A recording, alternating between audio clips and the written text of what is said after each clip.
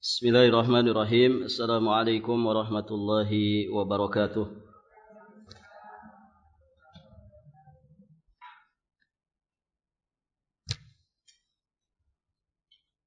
Alhamdulillahi wa kafa wa salamun ala ibadihi alladhina astafa.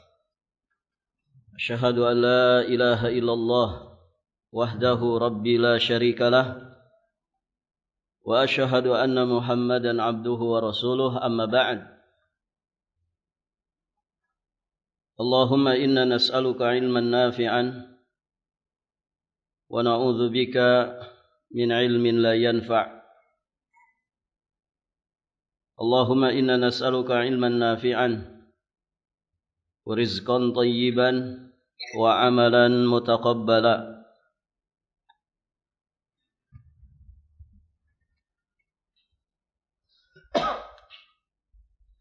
Para ummahat wa akhwat fillah rahimani wa rahimakumullah. Alhamdulillah, kita bersyukur kepada Allah Subhanahu wa taala. Salawat dan salam semoga Allah limpahkan kepada nabi kita yang mulia, Nabi Muhammad sallallahu alaihi wa alihi wasallam, beserta seluruh keluarganya, para sahabatnya, para tabi'in, atba'u tabi'in, wa man ittaba'ahum bi ihsanin ila yaumiddin. Ibu-ibu yang dirahmati Allah, berikutnya kita akan membahas surat Al-Haqqah ayat ke-19 sampai ayat ke-21.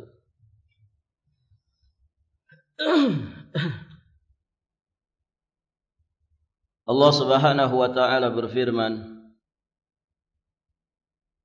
ba'da a'udzu billahi as-sami'il 'alim minasy syaithanir rajim, fa amma man utiya kitabahu bi yaminihi fayaqulu ha umqra'u kitabiyah inni dhanantu anni mulaqin hisabiyah fahuwa fi 'ishatir radiyah.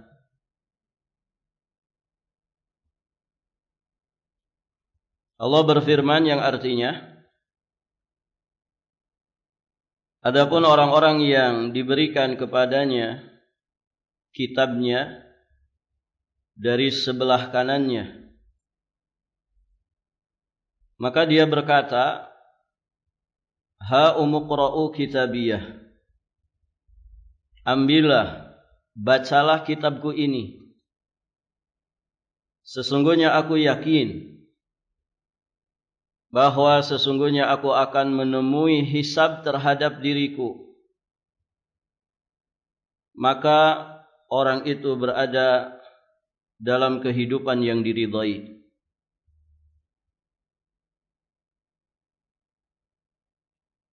Dari 3 ayat ini kita ambil 2 pelajaran. Pelajaran pertama,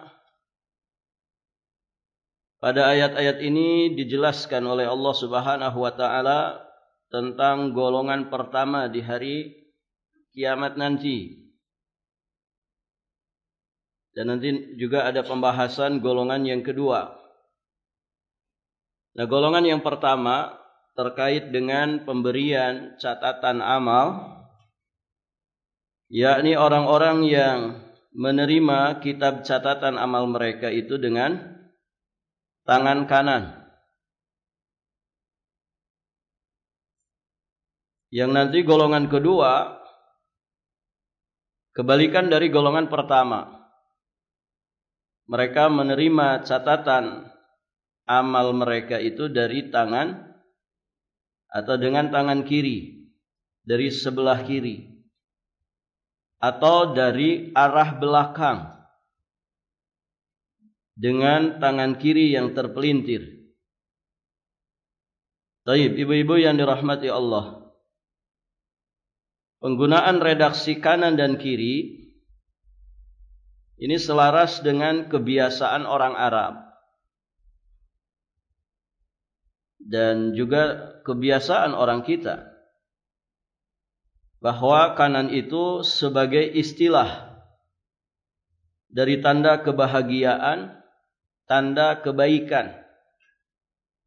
Sebaliknya, kiri adalah tanda kesengsaraan dan kecelakaan. Maka ada ashabul yamin, ada ashabus shimal, atau ashabul maimanah, ashabul mash'amah. Baik, ibu-ibu yang dirahmati Allah. Dalam kebiasaan orang kita juga demikian.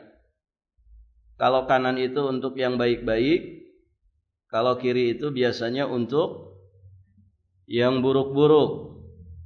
Begitu ya. Yang kotor-kotor pakai tangan kiri, yang bersih-bersih pakai tangan kanan. Kita makan pakai tangan kanan. Sedangkan istinja, membersihkan kotoran pakai tangan kiri. Barakallahu fikum. Makanya di sebagian masyarakat kita, kenapa katanya kalau pakai cincin di sebelah kiri? Ibu pakai cincin tangan mana? Hah? 10 jari, 10-10-nya dipakein.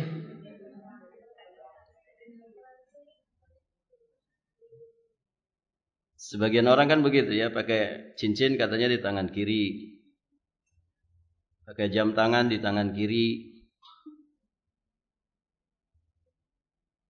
Dipribahasakan atau dibahasakan itu sebagai hadiah bagi tangan kiri yang kerjaannya suka yang kotor-kotor. Jadi dikasih hadiah. Barakallahu fikum. Nah, itu istilah saja. Ya, artinya kita semua paham kanan itu identik dengan kebaikan, kiri itu identik dengan sesuatu yang tidak baik.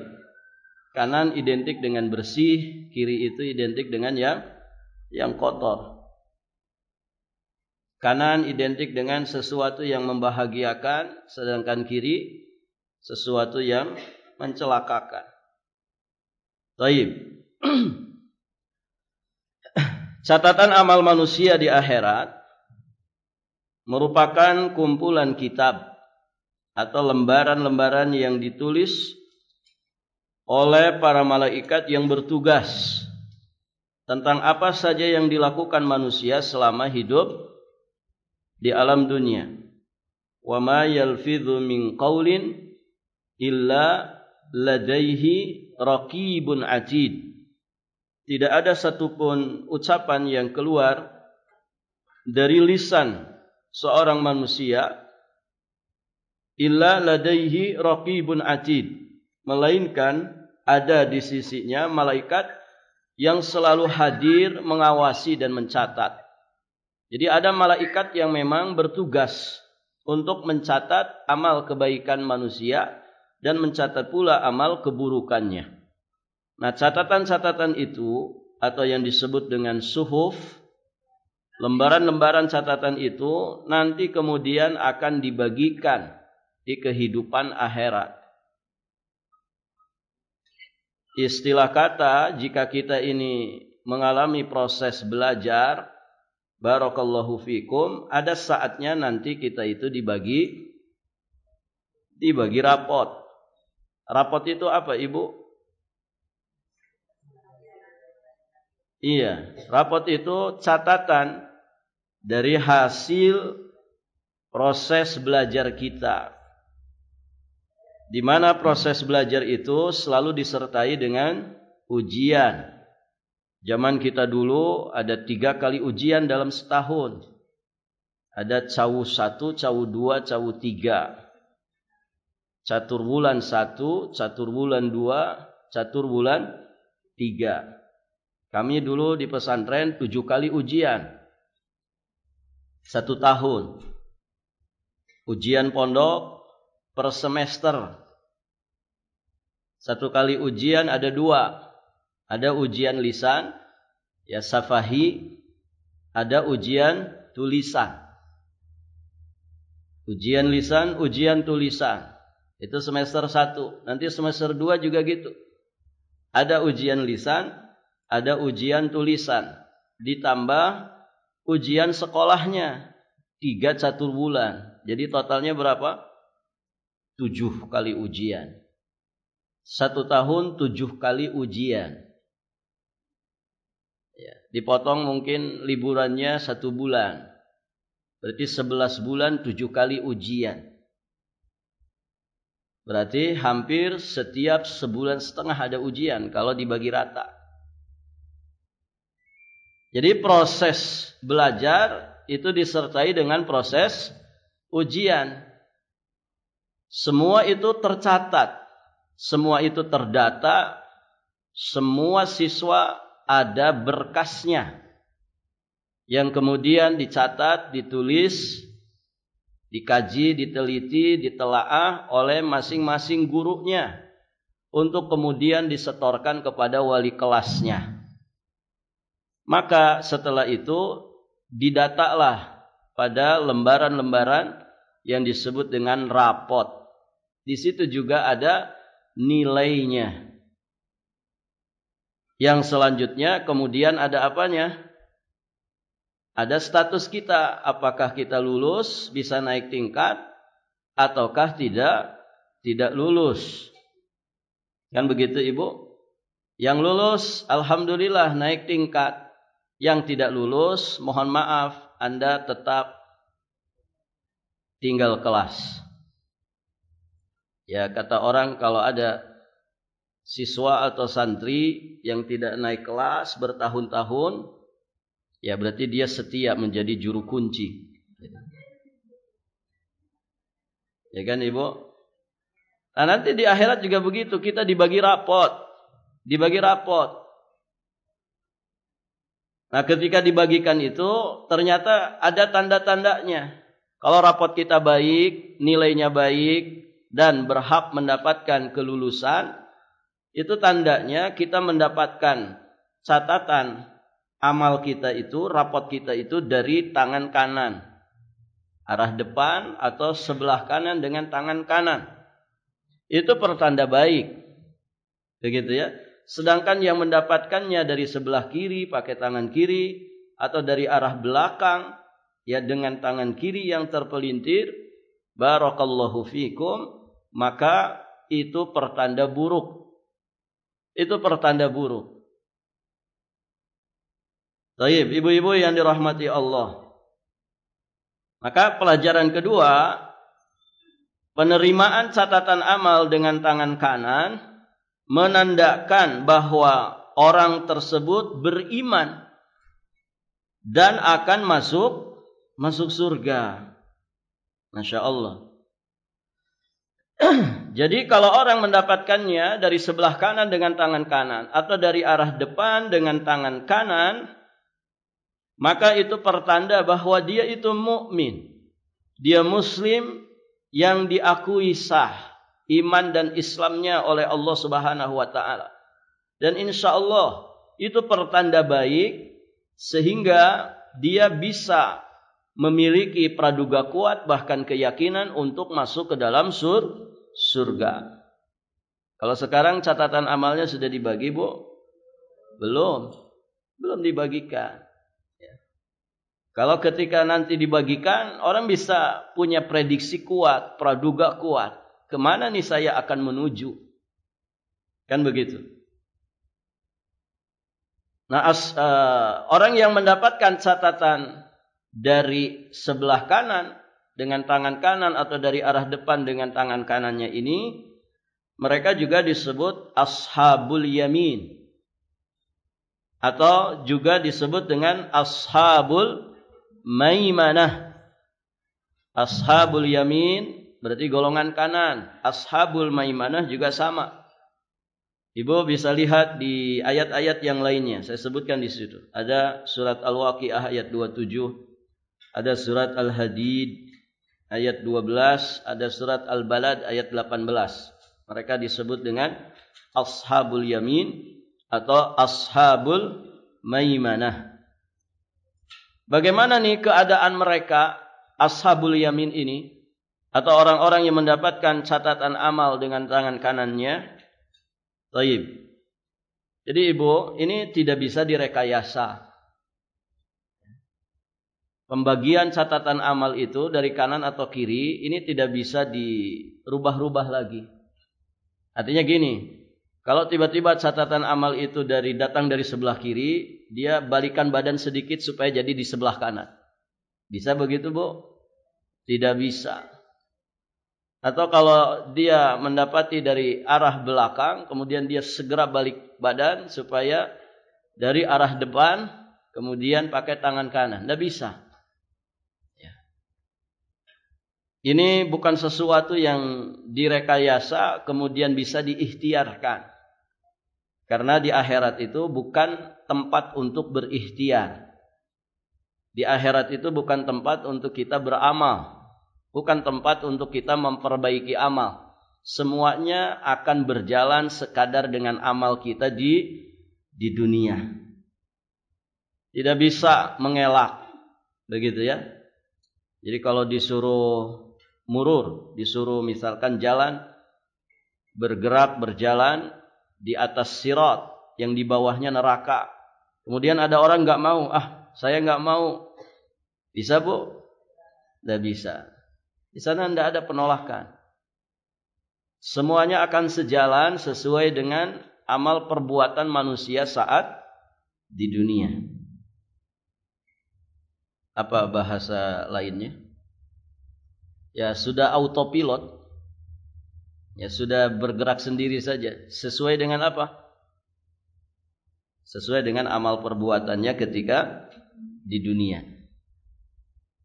Jadi manusia tidak bisa mengendalikan. Tidak bisa mengendalikannya. Kalau digiring ke neraka, tidak bisa nolak. Tidak bisa nolak. Tidak bisa kabur juga. Mau kabur kemana, Bu? Ya. Ke Singapura. Mau kabur ke Australia. Tidak bisa. Kalau di dunia orang punya jeratan hukum bisa kabur? Bisa. Bisa saja dia kabur. Orang dunia, ya manusia itu kan kecil dibandingkan dengan luasnya daratan di muka bumi ini. Dia mungkin ngumpet di pedalaman Kalimantan saja nggak akan ketahuan. Taib, Ibu yang dirahmati Allah. Itu di dunia. Nah, jangan dibayangkan dunia sebagaimana di akhirat. Akhirat sebagaimana di dunia, tidak bisa. Nah, keadaan ashabul yamin, orang-orang yang mendapatkan catatan amalnya dari sebelah kanan dengan tangan kanan, keadaan mereka diantaranya disebutkan pada ayat atau kalimat berikutnya. Fayaqulu ha umuqra'u kitabiyah. Ha umuqra'u kitabiyah. Ambillah, bacalah kitabku ini. Baik. Jadi keadaan mereka yang pertama, ketika mendapatkan catatan amalnya itu dengan tangan kanannya, maka kegembiraan hati mereka meledak-ledak. Dan gambaran kegembiraan itu terlampiaskan dengan ungkapan ha umuqra'u kitabiyah. Ambillah, coba baca kitabku ini. Saking apa ini, Bu? Saking senangnya mereka ingin agar catatan amal itu dibaca oleh keluarganya, dibaca oleh teman-temannya yang sama keadaannya dengan mereka. Maka mereka pun akhirnya sama-sama bergembira. Sama ketika dulu kita sekolah dibagi rapot, Ibu. Biasanya guru ngebagiinnya sesuai urutan tidak? Ya, sesuai urutan.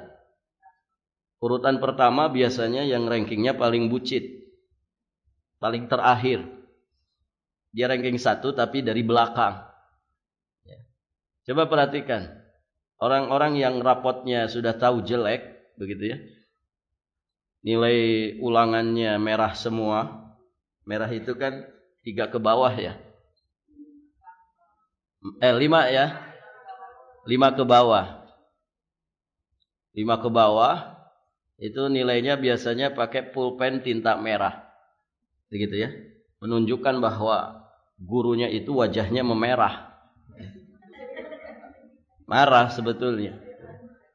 Makanya nilainya juga kadang seperti dicoret-coret gitu. Baik, Ibu. Itu orang yang rankingnya bucit. Rankingnya terakhir itu. Kira-kira ketika dipanggil namanya Fulan bin Fulan. Sumringah enggak, Ibu? Enggak, itu wajahnya ketus itu. Wajahnya pasti ketus. Jalannya pun tidak mantap. Baru kemudian ketika diambil rapotnya dari tangan gurunya, dia seperti setengah ngambek. Begitu ya, gubrat-gabret kata orang. Taib. Nanti ketika dia duduk di bangkunya ngapain, Ibu? Dibuka enggak kira-kira catatan itu? Ya, dia sendiri malas bukanya. Dia sendiri malas bukanya. Biasanya langsung gubrat-gabret, ditutup pakai tasnya, langsung nunduk begitu ya. Si wajahnya dibenamkan ke tasnya. Ya. Kalau perempuan biasanya diiringi tangisan, nangis biasa. Apalagi cawu 3 gitu ya. Caturwulan 3. Bisa dikatakan tidak naik kelas. Itu langsung nungkrep aja begitu. Ya kan? Tapi coba yang ranking 1 disebutkan paling akhir dan ternyata dia ranking 1 di kelasnya. Oh, jalannya juga pede, Ibu. Ya. Tengok kanan, tengok kiri. Kayak sultan sedang berjalan, begitu ya. Ibu gurunya juga gimana, Bu? Senang. Nah, anak-anak seperti si Fulan ini. Walaupun ibu nyebutkannya di akhir, tapi dia ranking 1 juara kelas ini. Begitu. Senang gak ibu ini? Si anak ini senang. Ya. Dia buka dengan penuh kegembiraan. Dia lihat-lihat ini, lihat nilai saya. Gitu ya. Pamer. Nanti coba datang ke rumah. Datang ke rumah. Itu yang ranking 1 itu. Senang gak dia datangi ibunya, datangi bapaknya? Pak, lihat nilai saya. Alhamdulillah bagus. Kan begitu. Masya Allah. Itu dunia, kan dunia. Bagaimana lagi kemudian di akhirat? Bagaimana dia tidak gembira? Hadirin ibu-ibu yang dirahmati Allah. Kegembiraan di sana tentu kegembiraan yang tidak bisa diungkapkan oleh kata-kata. Karena mereka sama-sama meraih keridhaan Allah. Mereka tahu jarak perjalanan yang akan ditempuhnya untuk mencapai tujuan yang dicita-citakan, yaitu surga Allah semakin dekat. Ini tanda baiknya sudah ada di hadapan mereka. Ya. Kabar dan tanda baiknya sudah mereka dapatkan saat mereka menggenggam buku catatan amal yang mereka dapatkan dengan tangan kanannya. Bahkan kalau mau dirunut lebih jauh, ibu-ibu yang dirahmati Allah, di dunia saja sejatinya mereka sudah merasakan kebahagiaan itu. Ya ibu, orang beriman itu bahagia. Orang bertakwa itu pasti bahagia. Orang beramal soleh itu pasti bahagia. Sedahsyat apapun rintangan, tantangan, hambatan, ujian dan cobaan yang dihadapinya. Mereka sudah yakin bahwa ujian ini sebentar saja, hanya di dunia. Itu pun sampai mati saja. Kalau besok mati ya selesai, berarti ujian itu besok. Nah saat itu lebih-lebih lagi. Kalau mereka dikubur dapat nikmat kubur saja kan sudah pertanda baik. Ya, ketika mereka didatangi malakatul maut saja dengan ya keadaan dan sosok yang begitu yang begitu mengagumkan, begitu menyenangkan siapa saja yang melihatnya. Itu sudah tanda baik bagi mereka. Ya, ketika akan dicabut nyawa, sapaannya adalah sapaan yang menyenangkan, yang menjadi tanda kebahagiaan dan keselamatan. Ya ayyatuhan nafsul mutmainnah, irji'i ila rabbiki radiyatan mardiyah.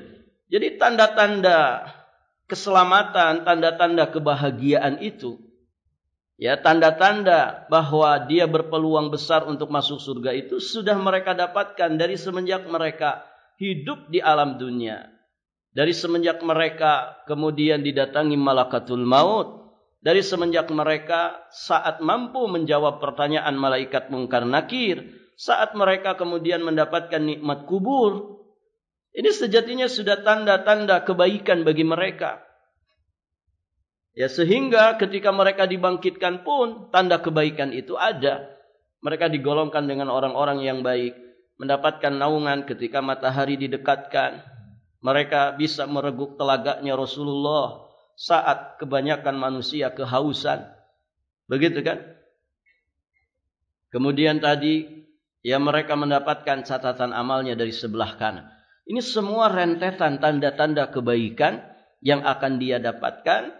Sehingga ibu-ibu yang dirahmati Allah, mereka itu selamat dari segala kesusahan dan rintangan di kehidupan akhirat. Makanya selalu teringat dan terngiang dalam hati dan benak mereka firman Allah Subhanahu wa taala di surat Al-Anbiya ayat 103. La yahzunuhumul faza'ul akbar wa tatalaqahumul malaikatu hadza yaumukumul ladzi kuntum tu'adun. Mereka tidak disusahkan oleh kedahsyatan yang besar pada hari kiamat. Perhatikan. Mereka tidak mengalami faza. Mereka tidak disusahkan oleh faza yang besar. Mereka tidak dibuat sedih, ya, dengan faza yang besar, kedahsyatan yang besar pada hari kiamat. Yang ada wa tatalaqahumul malaikah. Justru mereka itu disambut oleh para malaikat dengan sambutan yang luar biasa. Malaikat berkata, hadza yaumukumul ladzi kuntum tu'adun. Inilah harimu yang telah dijanjikan kepadamu. Hari yang sudah dia imani semenjak di dunia. Di surat An-Nahl ayat 32, Allah Subhanahu wa taala juga berfirman, alladzina tatawaffahumul malaikatu thayyibin yaqulun salamun alaikum udkhulul jannata bima kuntum ta'malun. Yaitu orang-orang yang diwafatkan dalam keadaan baik oleh para malaikat. Yaqulun, maka para malaikat mengatakan kepada mereka, menyambut mereka, matinya mati yang thayyib, husnul khatimah. Maka ketika nanti di akhirat disambut oleh para malaikat dengan sambutan yang luar biasa. Salamun alaikum. Salamun alaikum. Keselamatan atas kalian. Udkhulul jannah. Masuklah kalian ke dalam surga itu. Bima kuntum ta'malun. Disebabkan apa yang telah kamu kerjakan. Masya Allah. Ibu jadi tamu kehormatan saja. Disambut misalkan sama resepsionis. Senang gak ibu? Senang. Gak ada orang disambut. Ibu sendiri yang disambut. Begitu ya, dikasih welcome drink, belum lagi welcome food, begitu ya, welcome meal, begitu ya, pokoknya semuanya ada, begitu ya. Oh, senang banget ya, kayak sultan saja, digelari karpet merah, disambut meriah, masya Allah. Nah, bagaimana kalau penyambutan itu di akhirat? Ya. Bukan hotel bintang 5 yang akan dimasuki, tapi surga Allah Subhanahu wa ta'ala. Taib, ibu-ibu yang dirahmati Allah, itu keadaan mereka yang pertama. Kegembiraan hati yang sangat luar biasa mereka rasakan. Keadaan mereka yang kedua,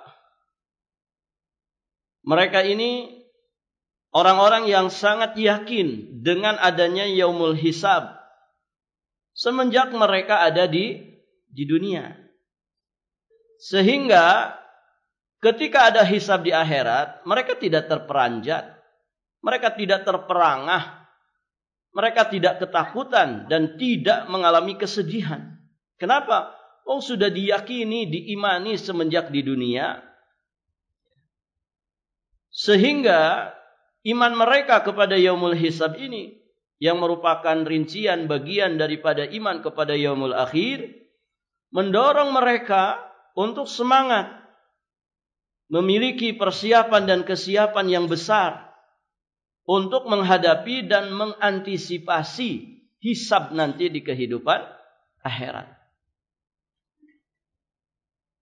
Bahasa lainnya gini, orang yang punya persiapan dengan tidak itu pasti berbeda. Ramadan juga, kualitas Ramadan itu Ibu sebetulnya bukan bagaimana orang memaksimalkan Ramadan, tapi bagaimana persiapan dia. Jadi bicaranya bukan bicara Ramadannya, tapi bicara bagaimana persiapan dia, bagaimana kesiapan dia menyambut datangnya Ramadan. Apa yang sudah dia persiapkan? Seserius apa? Sesungguh-sungguh apa dia mempersiapkan Ramadan itu? Karena sejatinya start Ramadan itu bukan di malam pertamanya saja, tapi bagaimana persiapan sebelumnya. Ya. Kalau ada orang yang memang belajar tiap hari, dia menyadari belajar itu kewajiban. Belajar itu tugas hidup sepanjang hidup. Ada santri siswa memang belajar tiap hari. Bahkan yang belum diajarkan saja sudah dibaca. Kayak ibu-ibu di sini kan, ustadznya terlambat, alhamdulillah. Gitu. Maksudnya bisa baca dulu, gitu kan? Sebelum diajarkan sama ustadz, PDF-nya dibaca dulu, ya kan? Ibu begitu kan? Alhamdulillah. Saya husnudzon saja. Ya. Nah, ada santri itu begitu, siswa. Dia memang tiap hari belajar. Mau ada ujian, mau nggak ada ujian, nggak peduli. Kenapa? Karena dia sadar belajar itu tugas hidup, kewajiban sampai mati. Ya kan? Dengan siswa yang belajarnya kalau ada ujian saja. Nah, sebagian guru kan, ada sebagian guru yang biasanya tidak disenangi guru kayak gini nih. Yang tiba-tiba ngasih ujian ke siswanya. Ngasih ujian dadakan. Anak-anak silahkan buku pelajarannya dimasukkan ke tas. Itu baru ngomong kayak gitu saja pasti sudah riuh itu. Ya. Wah, pasti ujian ini. Wah, gitu. Itu yang teriak-teriak dengan nada-nada protes itu siapa, Ibu? Yang memang belajarnya kalau mau ujian saja.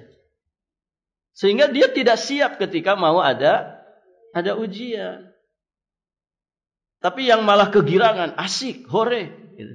Siapa itu? Yang memang tiap hari belajar. Wong semester 1 masih 2 bulan, pelajaran semua sudah dia lahap untuk 1 semester itu. Jadi pelajaran untuk 4 bulan ke depan dia sudah baca, sudah pahami. Apalagi yang sudah dipelajari.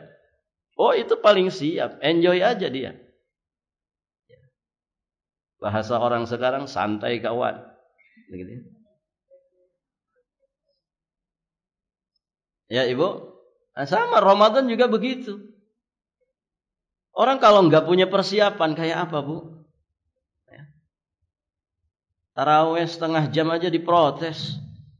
Datangi DKM-nya. Siapa tadi imam? Panjangnya minta ampun. Padahal setengah jam tarawih itu kan standar nasional Indonesia. Maksudnya ya lumrah saja setengah jam 11 rakaat. Tapi ada saja yang protes. Kelamaan, jangan dipilih lagi. Nah. Yang bisa ngimamin 15 menit maksimal itu. Diprotes. Kira-kira yang suka protes nih siapa, Bu? Siapa? Ya mereka yang tidak punya pemanasan. Enggak kardio dulu dia. Tidak ada pemanasannya. Tiba-tiba masuk Ramadan langsung ngegas. Ya enggak tahan ibu. Sama kayak ibu tidak biasa fitness, tiba-tiba fitness diajak teman. Gitu ya. Gengsi kan, masa enggak mau diajak teman. Memang bisa dia ngangkat barbel apa. 2 jam enggak berhenti itu. Besoknya sehat atau sakit bu? Sakit. Tapi ibu yang memang hari-hari, sudah 5 tahun hari-hari main fitness, barbel, angkat. Enak enggak ibu? Enak saja. Justru kalau tidak fitness misalkan malah pegel-pegel badan. Nah itu menunjukkan ada yang siap, ada yang tidak siap. Yang tidak punya persiapan itu ya begitu. 2 minggu, sudah. Masjid kembali longgar. Gitu kan? Mushaf Quran kembali jadi pajangan lemari. Kesibukannya sudah berbeda tuh. Yang suaminya, laki-lakinya gimana ya, bisa beli baju baru buat istri, buat anak-anak. Sudah pikirannya ke situ aja. Bisa beli kue-kuehan, kue kering, kue basah, kue antara kering dan basah, gitu ya. Mikirnya itu sudah. Ya akhirnya sering lembur, sering macam-macam. Bertahan mungkin 2 minggu saja Ramadannya. Habis itu sudah kesibukannya sudah lain lagi. Nah ini orang-orang yang tidak punya persiapan dan kesiapan. Akhirnya begitu. Nah ibu, bagaimana kemudian orang-orang ini tidak bahagia, tidak gembira, bahkan kegembiraan keriangan mereka meledak-ledak. Ya, sedangkan mereka sudah jauh hari mempersiapkan yaumul hisab itu. Sudah dari semenjak mereka akil balik, sudah dipersiapkan. Ya, sudah diimani, sudah dipersiapkan. Diantisipasi. Kalau saya pengen husnul khotimah, gimana sih caranya? Dipelajari, kemudian dipraktekkan. Kan begitu. Kalau saya ingin selamat, menjawab pertanyaan malaikat mungkar nakir, gimana sih caranya? Dia pelajari Qur'annya, hadisnya. Kalau nanti saya dibangkitkan, saya pengen dalam keadaan terbaik, gimana sih caranya? Oh begini, dia pelajari, dia praktekkan. Kalau nanti matahari didekatkan di padang mahsyar, gimana biar saya tidak kepanasan? Dia pelajari, dia praktekkan. Itu semenjak di dunia begitu. Supaya nanti ketika matahari didekatkan saya tidak kehausan, gimana caranya? Dia pelajari. Kalau nanti supaya saya dapat catatan amal dari tangan kanan, dari sebelah kanan, gimana caranya? Dia pelajari, dia praktekkan. Dari semenjak di dunia. Kalau catatan amal kebaikan saya pengen mengalahkan catatan amal keburukan alias lebih berat, saat yaumul mizan, hari penimbangan amal, gimana caranya? Dia pelajari, dia gali ilmunya, baru dia praktekkan. Itu di dunia, kesibukannya sudah seperti itu. Supaya hisab saya mudah itu kayak apa? Bahkan dia kejar, gimana nih masuk surganya tanpa hisab? Supaya saya selamat, meniti sirat, ini bagaimana caranya? Supaya tidak terpeleset dan jatuh ke neraka. Bahkan dia sampai di titik bagaimana saya bisa naik ke atas surga Firdaus bersama Rasulullah sallallahu alaihi wasallam. Gimana caranya ini? Ada semua petunjuknya Ibu? Ada tidak petunjuk untuk itu semua tadi? Ada. Ibu kalau pengen dekat bersama Nabi, gimana? Nah, cari itu amalan. Cari itu amalan supaya surga kita bersama Nabi. Supaya tempat duduk kita di surga itu dekat dengan Nabi. Siapa yang tahu amalannya? Satu saja dulu.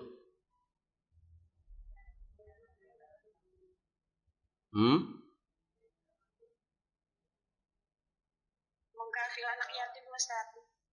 Barakallahu fiikum. Ana wa kafilul yatim, saya dan pengkafil anak yatim itu seperti ini. Nabi merenggangkan kedua jarinya, ya, seperti ini, dekat sekali. Barakallahu fiikum. Apalagi selain mengkafil yatim? Memperbanyak sujud. Barakallahu fiik. Memperbanyak sujud. Ya, seperti riwayat Rabi'ah bin Ka'ab al-Aslami. Ya, ketika beliau ditawari oleh Nabi, silahkan kamu minta apapun kepadaku. Maka dengan kecerdasan Rabi'ah bin Ka'ab al-Aslami, kecerdasan yang dihasilkan dari cahaya iman. Apa yang diminta oleh Rabi'ah bin Ka'ab al-Aslami? Beliau tidak minta harta. Beliau tidak minta pangkat. Beliau tidak minta jabatan. Beliau tidak minta hutang-hutangnya dilunasi. Tapi yang beliau minta apa? As'aluka murafaqataka fil jannah. Aku minta kepadamu ya Rasul, bagaimana aku bisa menjadi pendampingmu nanti di surga. Bersama denganmu, dekat denganmu di surga Allah. Maka kata Nabi, apakah hanya itu saja? Iya. Ibu, kalau kita dapat ini saja, yang lain kan lewat. Ya tidak? Yang lain lewat. Tawaran jadi presiden, lewat. Ngapain juga jadi presiden? Sibuk ngurusin orang, ya, tanggung jawab besar. Ini saja ini. Ya. Aku ingin dekat bersamamu di surga nanti. Ibu, Nabi itu di surga mana? Di surga paling tinggi. Di surga paling tinggi. Apakah itu saja kata Nabi? Enggak ada yang lain? Enggak ada. Masya Allah. Apa kata Nabi? Fa'inni ala nafsika bikasratis sujud. Fa'inni. Kamu bisa bantu diriku, kata Nabi, untuk memenuhi keinginanmu itu dengan kamu banyakin sujud. Maksud banyak sujudnya apa, Bu? Banyakin sholat. Sholat 5 waktu, 17 rakaat saja. Berarti berapa kali sujud?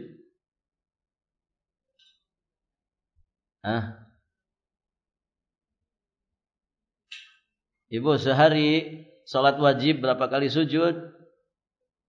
34. Itu kan yang wajib. Berarti kalau membatasi dengan yang wajib, sedikit atau banyak? Berarti memperbanyak sujud di antaranya apa? Maksimalkan sholat yang wajib, kemudian tambah dengan sholat sunnah. Supaya memperbanyak sujud kita kepada Allah Subhanahu wa ta'ala. Ini amal-amal yang di antara amal-amal yang akan mendekatkan kita dengan Nabi SAW saat nanti di surga. Nah, ini semua petunjuknya ada. Ya. Tidak hanya bagaimana kita masuk surga, tapi bagaimana nih di surga nanti saya dekat dengan Nabi. Karena Nabi pasti di surga tertinggi. Itu dipelajari, digali. Kemudian diikhtiarkan di dunia ini. Diikhtiarkan di dunia ini.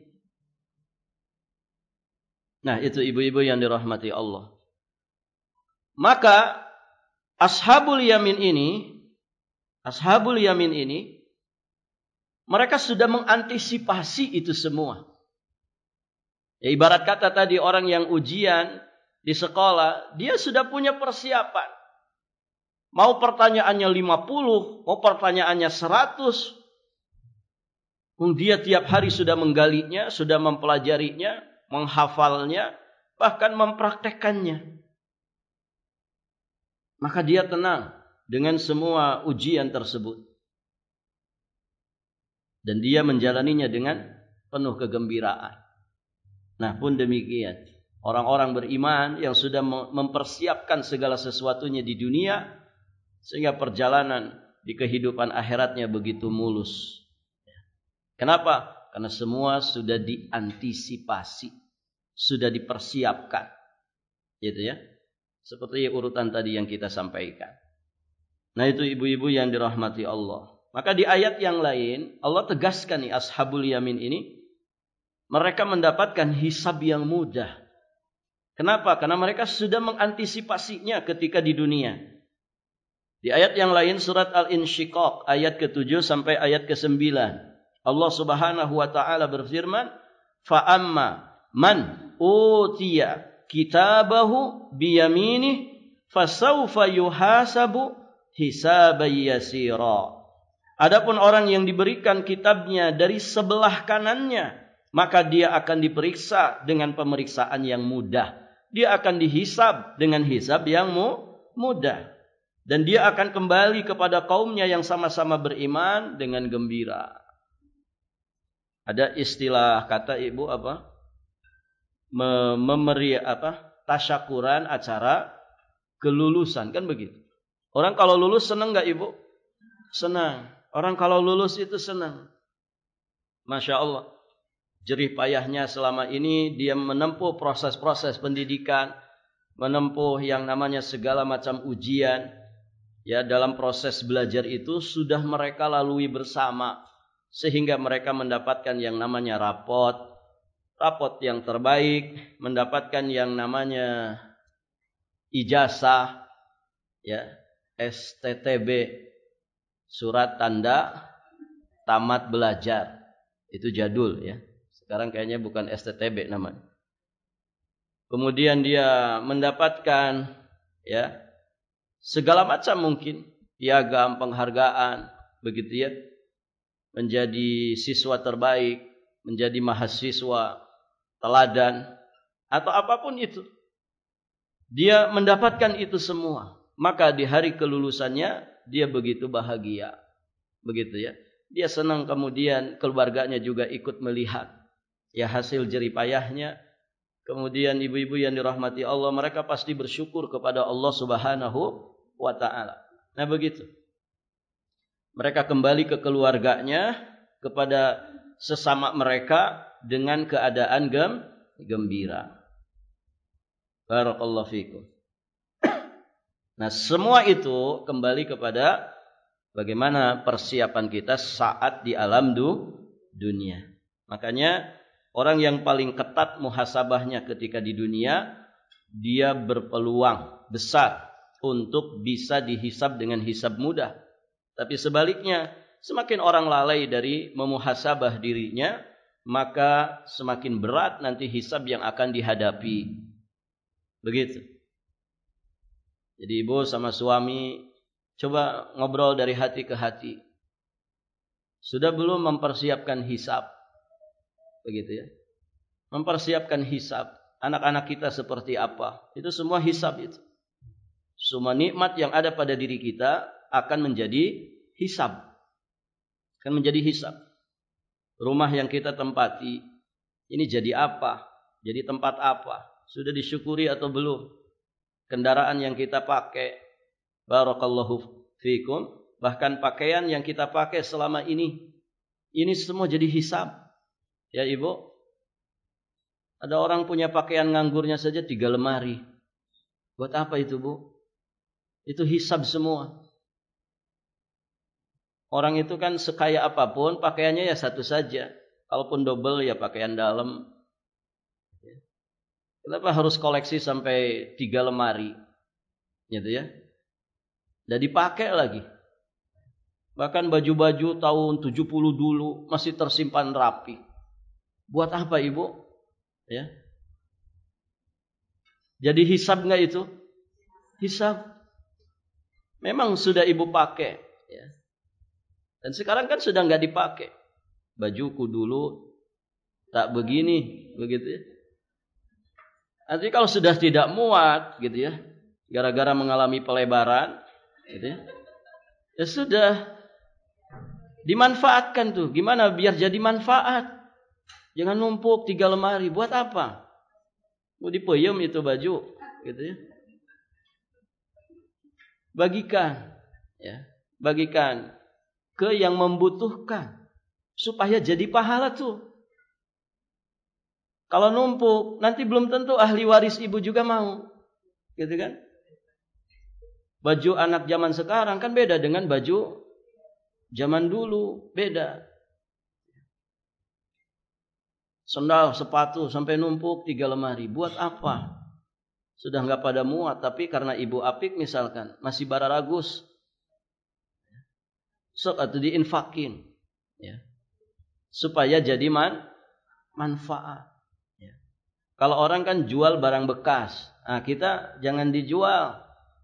Jualnya untuk akhirat. Maksudnya biar jadi pahala. Ya. Ada berapa tuh kalaupun dijual? Malah kadang bikin nyesek ke hati. Dulu belinya 3 juta, masa sekarang jadi 100.000, gitu kan? Sudah, mending dibagikan aja kepada orang-orang yang sangat membutuhkan, terutama mereka yang akan menggunakan barang-barang kita itu di jalan Allah, dipakai ibadah, supaya jadi pahala bagi kita, jadi pahala. Nah itu hisab, semuanya hisab itu. Kesehatan kita hisab, dan muhasabah itu harus ketat, harus disiplin. Ibu urusan dunia saja controllingnya luar biasa, ya, controlling. Saya kemarin waktu di Jawa itu di pesantren itu, masya Allah manajemennya. Mereka controlling santri itu ibu sepekan sekali, tiap hari Sabtu jam 8 sampai zuhur. Semua dibicarakan, ya, di meja rapat. Dan itu jarang-jarang pesantren rapat tiap minggu begitu. Kenapa? Karena itu tanggung jawab, akan dihisab semuanya. Muhasabah. Begitu kan? Nah, ibu misalkan ada yayasan, berapa kali rapatnya ibu? Mau Ramadan aja Ustaz baru rapat. Setahun sekali berarti. Controlling, apa nih yang kurang, apa yang harus dibenahi. Ya. Harus selalu ada. Karena semuanya hisab.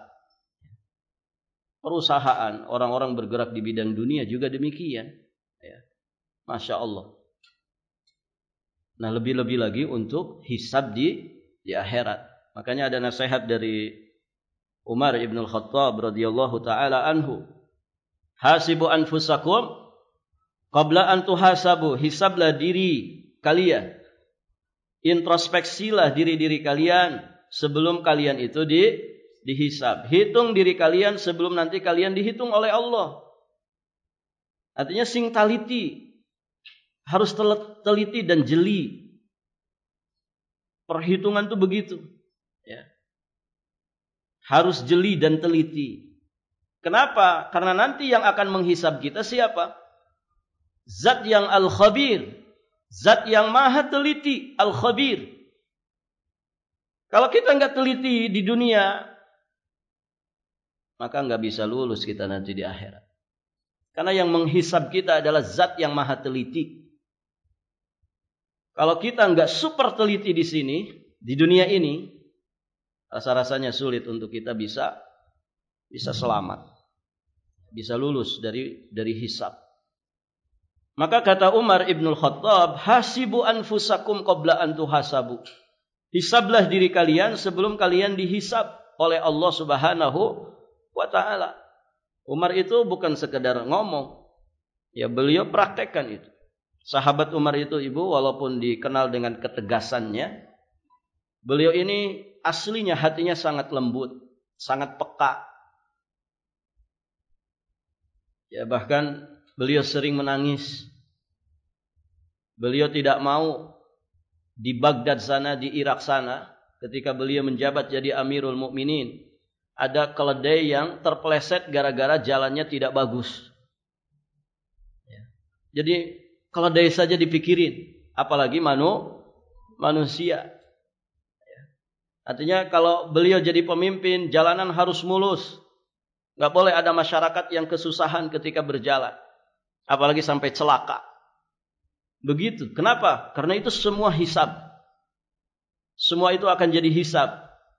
Kemudian kata beliau, وَتَزَيَّنُوا لِلْعَرْضِ الْأَكْبَرِ, dan berhias dirilah kalian untuk menghadapi penyingkapan yang besar. Maksudnya hisab yang besar nanti di kehidupan akhirat. Wa inna ma yakhiful hisabu yaumal qiyamah ala man hasaba nafsahu fid dunya. Sini poinnya. Sesungguhnya hisab pada hari kiamat akan menjadi ringan hanya bagi orang yang selalu menghisab dirinya saat hidup di dunia. Jadi semakin teliti, semakin jeli ya seorang hamba di dalam menghisab dirinya, menghitung dirinya ketika di dunia, semakin besar peluang dia untuk lulus pada hisab di kehidupan akhirat nanti. Jika lalai dia, jika abai dia, maka berat hisab yang akan dijalaninya. Makanya ya sebetulnya muhasabah itu tiap hari. Sebelum tidur muhasabah. Ba'da shalah gitu ya. Muhasabah. Apa nih? Kalau kita mati saat ini, seperti apa? Apa yang kurang? Ibu yang punya karyawan, jangan sampai hak-haknya diabaikan. Harusnya gajian hari ini, ibu tunda-tunda misalkan. 2 minggu ke depan baru dapat gajian. Bahaya itu. Itu bisa berdampak buruk. Ya. Bisa jadi dia punya cicilan yang jatuh tempo. Akhirnya karena kepepet, minjem ke pinjol. Gara-gara apa? Gara-gara gajinya kita tahan. Jangan seperti itu. Itu tanggung jawab kita, hisab itu. Ya. Semakin besar orang-orang yang di bawah tanggungan kita, semakin banyak mereka, maka berarti semakin besar ya pertanggungjawaban kita di hadapan Allah Subhanahu wa taala. Tentu perkara ini bukan nakut-nakutin kita untuk kemudian tidak berkarya. Bukan. Tapi ini yang dimaksud adalah bagaimana kita itu maksimal ya di dalam mengemban amanah, bertanggung jawab terhadap apapun yang Allah amanahkan kepada kita semua. Jangan diabaikan, jangan dilalaikan. Ya. Banyak orang-orang di perusahaan ibu ketika perusahaannya suka nahan-nahan gaji. Akhirnya madaratnya besar kepada karyawan. Ada yang mungkin anak istrinya merengek. Ya, harusnya di hari itu mereka mendapatkan sesuatu untuk memenuhi kebutuhannya, gara-gara ditahan. Akhirnya jadi madarat. 1 hari saja ditahan bisa madarat. Bagaimana 2 minggu? Ya. Nah, ini diperhatikan. Taib, ibu-ibu yang dirahmati Allah. Jadi sesungguhnya hisab pada hari kiamat akan menjadi ringan hanya bagi orang-orang yang selalu menghisab dirinya saat hidup di dunia. Nah, tugas seorang muslim itu adalah beriman kepada peristiwa tersebut. Beriman yang dimaksud tentunya bukan hanya sebatas meyakini dalam hati, namun dengan memperhatikan apa yang tertera di dalam suhuf, lembaran catatan amalnya. Maksudnya dia bisa membayangkan apa nanti yang tertulis di dalam suhuf kita, lembaran-lembaran catatan amal kita. Apakah didominasi dengan amal baik ataukah didominasi dengan amal buruk? Artinya apa? Muhasabah itu akan mendorong kita untuk langsung apa, Bu? Langsung apa? Action. Action itu apa? Aksi. Langsung ada aksinya. Oh, ini yang perlu dibenahi. Langsung begitu. Jangan ditunda-tunda lagi. Karena kita tidak pernah tahu kapan kita akan didatangi oleh malakatul maut. Nah, barangkali ada suami ibu yang barusan dijabat kemarin itu, dilantik, gitu ya. Jadi pejabat kan begitu. Kemarin habis pelantikan. Nah, itu langsung action. Karena berarti saat itu di pundaknya ada amanah. Ya, jalan-jalan kembali dibenahi. Orang miskin diperhatikan. Begitu kan? Nah, itu amanah. Amanah yang dibebankan kepada kita, yang semuanya akan menjadi hisab. Ya. Hisab itu jangan sekedar diimani, tapi langsung dipersiapkan segala sesuatunya dalam aksi nyata. Terakhir, keadaan mereka itu wa huwa fi isyatir radiyah. Fa huwa fi isyatir radiyah. Maka orang itu berada dalam kehidupan yang diridhoi. Jelas ya, bahwa mereka berada dalam kehidupan yang diridhoi. Kehidupan mereka yang diridhoi di kehidupan akhirat itu sejatinya menunjukkan bahwa jiwa mereka itu adalah jiwa yang tenang. Dan itulah ciri khas mereka semenjak mereka beriman ketika di dunia. Tenang hidupnya. Ya, tenang dengan ketenangan yang sesungguhnya, bukan tenang mager, gitu ya. Ustaz, saya juga alhamdulillah tenang hidup ini. Ya, ternyata mager, gitu ya. Malas gerak. Ya, memang tenang, orang malas gerak itu tenang, tapi bukan ketenangan itu yang dimaksud. Barakallahu fiikum. Banyak orang yang pengangguran, tapi kan hatinya tidak tenang. Ya, hatinya enggak tenang. Makanya ada tagar kabur aja dulu, begitu ya. Ada tagar Indonesia gelap, begitu ya. Macam-macam. Itu keresahan sejatinya. Hati mereka itu sebetulnya tidak tenang, walaupun mereka pengangguran. Gitu ya. Orang nganggur itu kan harusnya tenang, Ibu ya. Betul tidak ini?